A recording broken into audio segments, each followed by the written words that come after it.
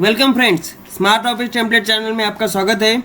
दोस्तों, मैं आज आपको बताने वाला हूँ कि अगर आपके पास दो लिस्ट है, ये आप देख सकते हैं कि दो लिस्ट है और उन्हीं दोनों लिस्ट का एक एक कॉमन आपको ड्रॉप डाउन लिस्ट प्रिपेयर करना है, तो आप कैसे करेंगे इस वीडियो में आप लर्न करोगे। तो दोस्तों, आप देख सकते हैं कि मेरे पास ये दो लिस्ट है।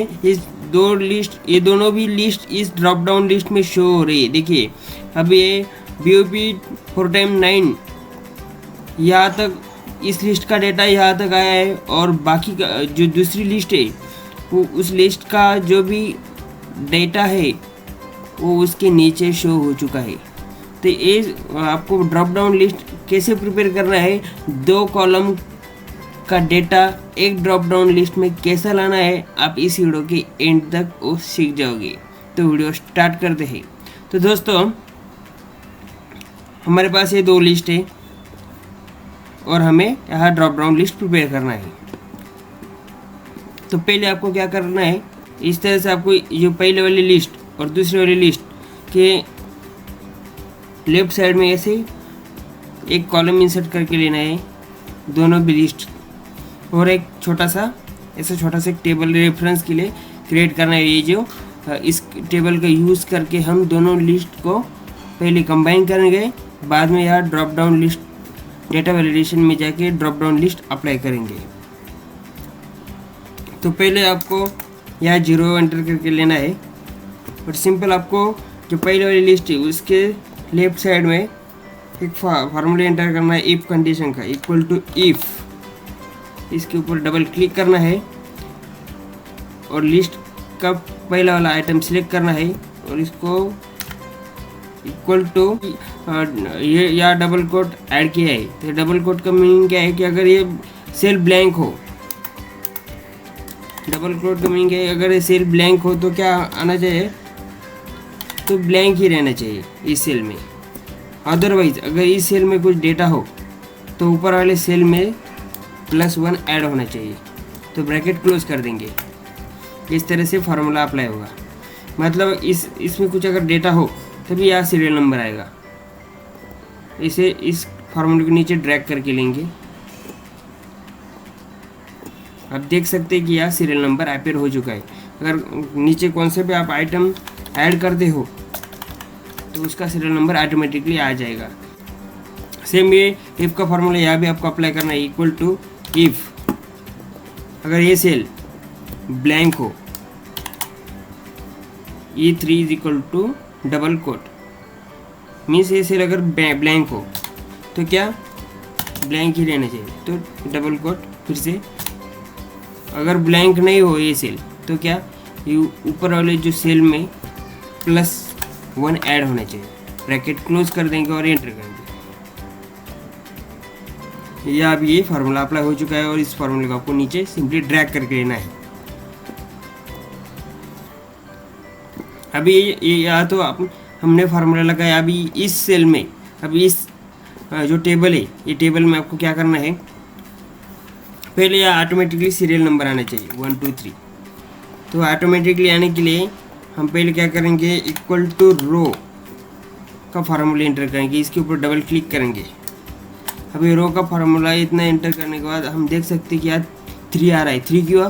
क्योंकि ये 3 नंबर का कॉलम है, 3 नंबर का कॉलम है, इसलिए यहाँ 3 आ गए। तो यहाँ हमें 1 से स्टार्ट होना चाहिए ना। तो इसके ऊपर डबल क्लिक करेंगे या -2 करेंगे। -2 क्यों? क्योंकि ऊपर 2 रो है इसलिए -2। अगर आपके डेटा में अगर ऊपर एक ही रो तो आप सिर्फ -1 करेंगे। सिंपली एंटर करेंगे, इस फार्मूले को नीचे ड्रैग करके लेंगे। आप देख सकते हैं कि यहाँ सीरियल नंबर अपीयर हो चुके हैं। अभी इस सीरियल नंबर में जो 1 2 3 4 5 तक है, मतलब ये लिस्ट है, 1 2 3 4 5 ये सीरियल नंबर यहाँ तक मैच होता है। इसके बाद में फिर से 1 2 चालू होना चाहिए, मतलब ये 1 2 यहाँ तक 1 2 3 4 5 तक इसका, और बाद में 1 2 ऑटोमेटिकली यहाँ से 1 2 स्टार्ट होना चाहिए इसका सीरियल नंबर, क्योंकि हमें ये डाटा के बाद ये डेटा भी इस कॉलम में शो होना चाहिए। तो हमें क्या करना पड़ेगा, ये जो फॉर्मूला हमने लगाया था रो का, इसके सामने आपको क्लिक करना है, फार्मूला एंटर करना है equal to if, double click करना है, मैक्स का फार्मूला एंटर करना है आपको, MAX, मैक्स के ऊपर डबल क्लिक करेंगे। अभी आपको ये कॉलम सिलेक्ट करना है और ब्रैकेट क्लोज करेंगे।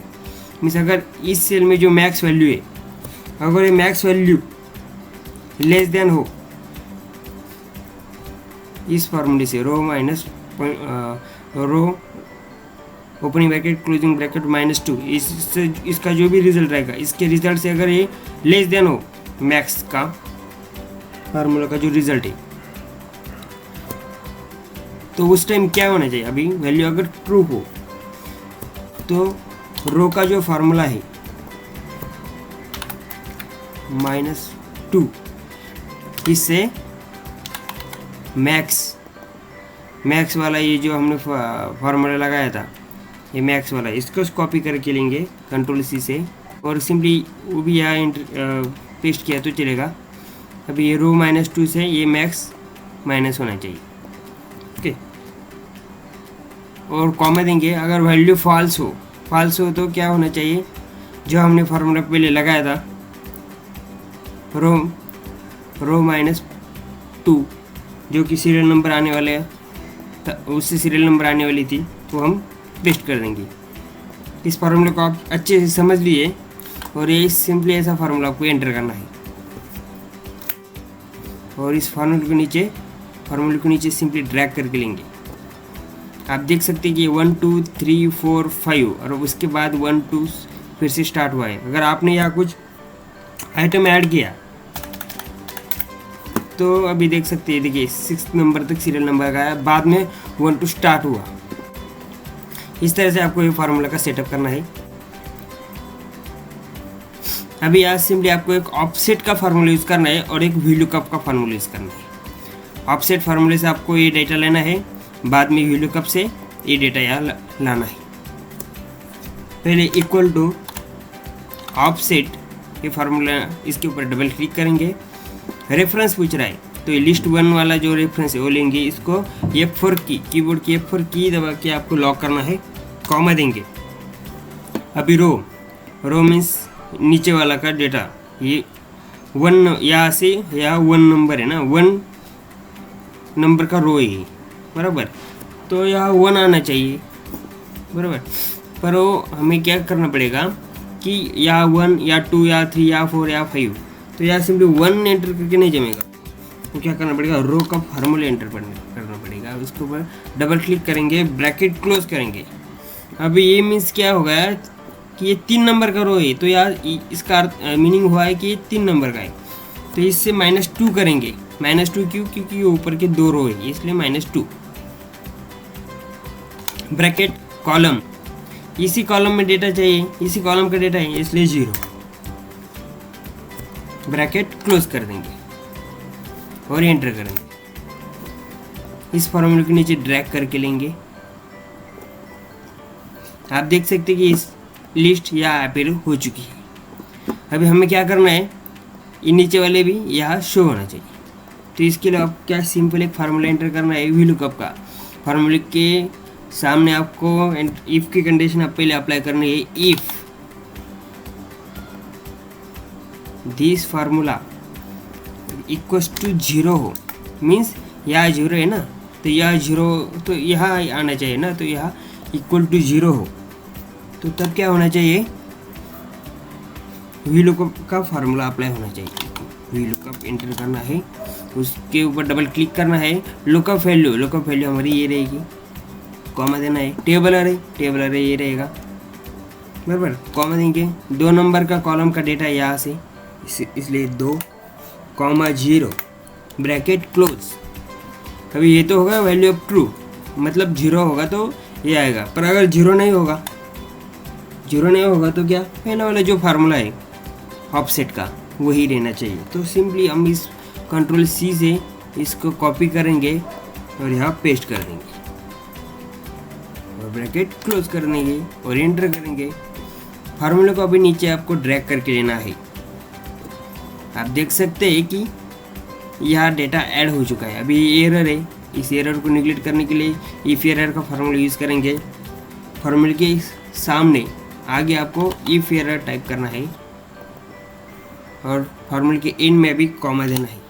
एरर हो तो क्या होना चाहिए, ब्लैंक रहना चाहिए, तो डबल कोट ब्रैकेट क्लोज कर देंगे और एंटर करेंगे। फार्मूले को भी नीचे ड्रैग करके लेंगे, हो गया। अभी यह हम कुछ एंट्री ऐड करते हैं, आप देख सकते हैं यहाँ ऐड हो चुकी है एंट्री।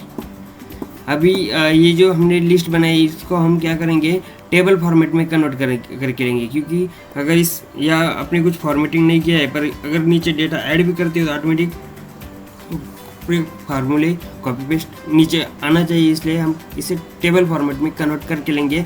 टेबल फॉर्मेट में कन्वर्ट करने के लिए सिंपल आपको टेबल सिलेक्ट करना है, कीबोर्ड पे Ctrl+T प्रेस करना है और ओके करना है। ये टेबल फॉर्मेट में कन्वर्ट हो चुका है। सेम दूसरे वाले टेबल को भी करके लेंगे, Ctrl+T ओके, तीसरा भी टेबल Ctrl+T ओके, और ये ड्रॉप डाउन लिस्ट का जो प्रिपेयर किया है उसको भी Ctrl+T और ओके करेंगे, ठीक है। अभी ये तो लिस्ट तो होगा प्रिपेयर। अभी यहाँ ड्रॉप डाउन लिस्ट प्रिपेयर होने के लिए इसके ऊपर आपको क्लिक करना है या क्लिक करना है और डेटा में जाना है, डेटा वैलिडेशन पे। अभी यहाँ आपको लिस्ट सिलेक्ट करना है, लिस्ट ओके, या लिस्ट सिलेक्ट करना है और यहाँ सोर्स पे क्लिक करना है और आपको ये सिंपली डायरेक्ट कॉलम पे भी क्लिक करें तो चलेगा, नहीं तो आपने ऐसे लिस्ट भी सिलेक्ट किया तो चलता है। हम कॉलम पे क्लिक करते हैं और ओके करेंगे तो आप यहाँ देख सकते हैं कि यहाँ ड्रॉप डाउन लिस्ट प्रिपेयर हो चुकी है। अभी हम यहाँ एक आइटम ऐड करेंगे, BOP 777, यहाँ देखिए यहाँ ऐड हो चुका है और यहाँ भी वो ऐड हो चुका है। अभी आपको क्या करना है, सिंपली जो हमने रेफरेंस के लिए जो डेटा जनरेट किया था उस सभी सेल को आपको हाइड कर देना है। इस तरह से आप 2 कॉलम का लिस्ट एक ड्रॉप डाउन लिस्ट में ला सकते हैं। Thanks for watching, thank you. तो दोस्तों आप अगर नए हो चैनल पे तो चैनल को विजिट कीजिए, और चैनल में मैंने बहुत सारे यूज़फुल एक्सेल की वीडियो अपलोड की है, एक्सेल टेम्पलेट्स, एक्सेल की टेक्निक्स और एक्सेल के बहुत सारे फार्मूलेज के शॉर्ट्स वीडियो मैंने क्रिएट किए हैं।